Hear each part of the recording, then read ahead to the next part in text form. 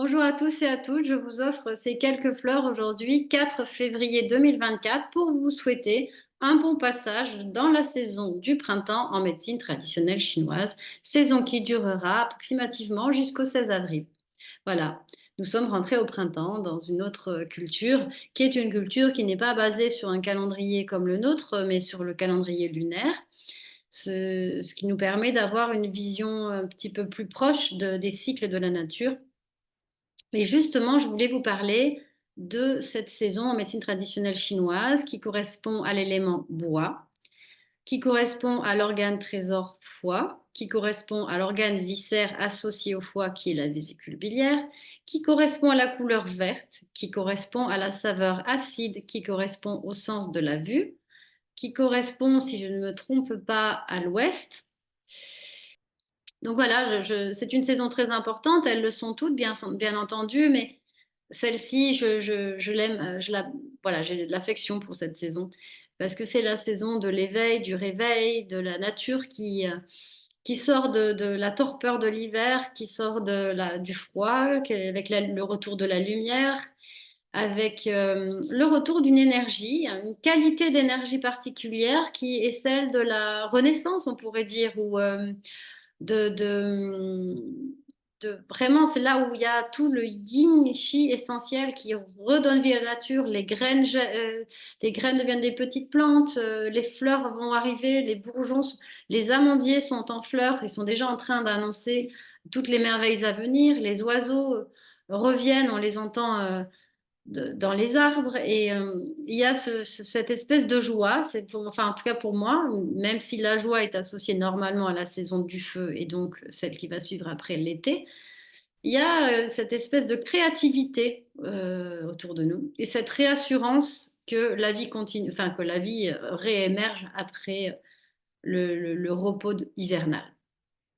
C'est une saison aussi qui est reliée au vent. Donc, les personnes qui sont extrêmement sensibles au vent et qui vont avoir tendance à avoir des torticolis dès qu'il y a du vent, etc., ou qui vont être irritables, qui supportent pas ça, ce sont des personnes qui ont déjà une problématique sur le chi du foie, sur la loge du foie, qui sont déjà avec une énergie perverse, avec une énergie en plénitude et qu'il va falloir aider ces tempéraments-là, les tempéraments colériques particulièrement, puisque l'émotion associée au foie est la colère.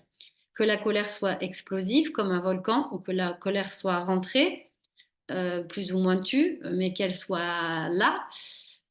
Ce sont des gens qui ont vraiment besoin d'être accompagnés dans cette saison-là. On a tous de toute façon besoin d'être accompagnés. C'est pour cela que la médecine traditionnelle chinoise est une médecine de terrain, une médecine d'anticipation, une médecine où l'on doit se rendre régulièrement pour éviter de tomber malade.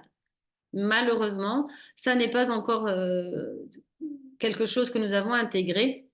La plupart du temps, nous y allons un peu en dernier recours, sauf si on a connaissance et si on prend vraiment bien soin de soi. Voilà, c'est ce que je voulais vous dire. C'est aussi la saison du vert. La couleur associée, donc, c'est le vert. L'acidité, c'est la saveur associée. C'est une saison où on est invité à faire les détox hépatiques. Attention, il ne faut pas faire ça n'importe comment parce que selon le terrain que l'on a, on peut réagir fortement. Donc, c'est vraiment important d'être accompagné par des naturopathes, des ostéopathes, des acupuncteurs ou les autres que je n'aurais pas cités, que je ne connais pas forcément, les autres pratiques, pour voilà, faire les choix en fonction de chacun. Ça n'est pas une médecine XXL, gros format, supermarché où tout le monde prend la même chose, si telle maladie, tel médicament. Non, pas du tout. C'est vraiment du sur-mesure. C'est vraiment une médecine qui s'adapte à l'individu en face, à son environnement de vie, à son parcours de vie aussi. Donc, et pour la naturopathie, ils sont aussi très, très aguerris sur les différents types de réactivité des voilà, différentes personnes, quoi. Bon, ce qui est très connu, c'est le jus de sève de bouleau, mais il y a tellement de choses. Il y a le radis noir, l'artichaut, il y a énormément de produits avec énormément de laboratoires qui proposent la détox hépatique. Il ne faut pas faire ça n'importe comment, il faut être accompagné. Je voulais vous dire aussi que par rapport à la vue, si vous avez des problèmes de vue, cataracte ou d'autres problèmes, la vue qui baisse, ça veut dire que le foie, il est quand même, il a besoin d'être aidé, il a besoin d'être un petit peu soulagé. Il existe également pour les personnes qui ont des problèmes de vue le jus de myrtille, tout ce qui va être en lien avec enfin voilà, la myrtille est un fruit assez magique pour ces problèmes-là. Malheureusement, il y en a de moins en moins en vérité sur notre continent. Ce qu'on achète en supermarché, ce n'est pas de la myrtille, ce sont des bleuets. Enfin, c'est une cousine canadienne d'ailleurs. Je rigole parce que j'ai une cousine canadienne. Voilà, donc voilà. Qu'est-ce que je vais vous dire d'autre?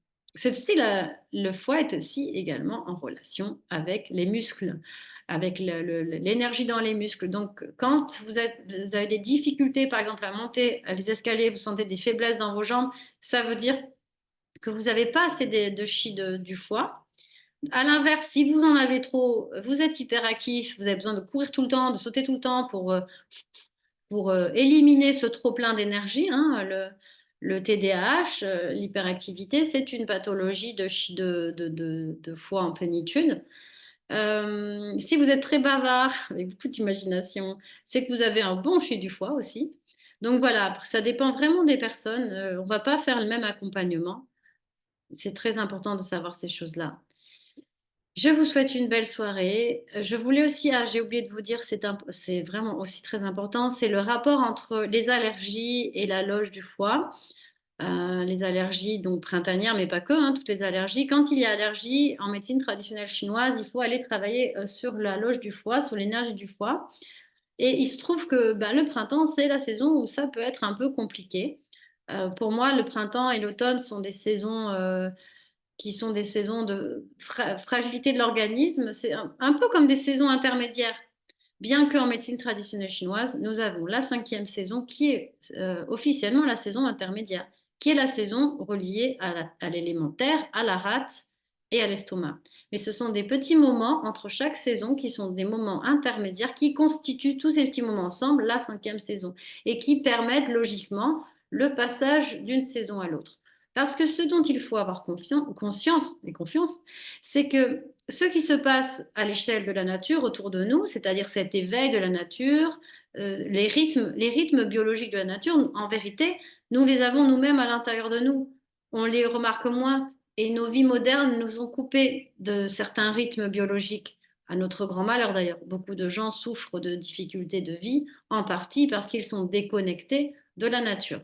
C'est très important d'avoir conscience de ça. Après, on fait ce qu'on peut, comme on peut, avec les vies qu'on a, parce qu'on ne peut pas toujours se lever quand le soleil se lève et se coucher quand il se couche. Mais tous les cas, c'est important de faire ce qu'on peut, d'avoir de la joie, de changer de saison aussi, parce que c'est changer un peu d'énergie.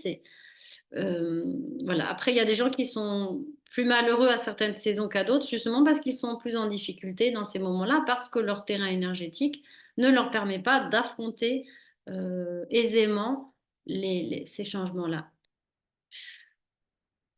Voilà, je vous invite à prendre bien soin de vous, à aller, n'hésitez pas donc à aller consulter à chaque fois qu'il y a des changements de saison auprès des ostéopathes, naturopathes, acupuncteurs, tous ces métiers qui sont dans une vision holistique de l'être humain et un rapport au monde un peu plus connecté que tout ce qu'on connaît, bien qu'on vit dans un monde soi-disant hyper connecté.